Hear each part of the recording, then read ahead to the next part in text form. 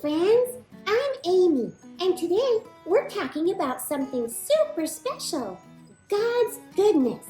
Hi, Aim. Hi, Jacob. I'm ready to show God's goodness as King of Nice. Bow before me and accept my kindness coupons. No, not quite, Jacob. God's goodness isn't forced. It's something we choose with love.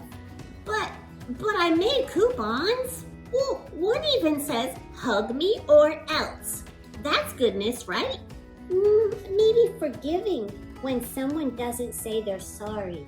But we don't have to wait for that. We can forgive them right away. Oh, like when I let Max go first on the swing? Yes, Even though I've been waiting for 7 whole minutes? exactly. God always notices. Those moments are so powerful. They're how we bring God's goodness into the world. Like when we're kind to someone who's having a hard day, or sharing even when it's hard.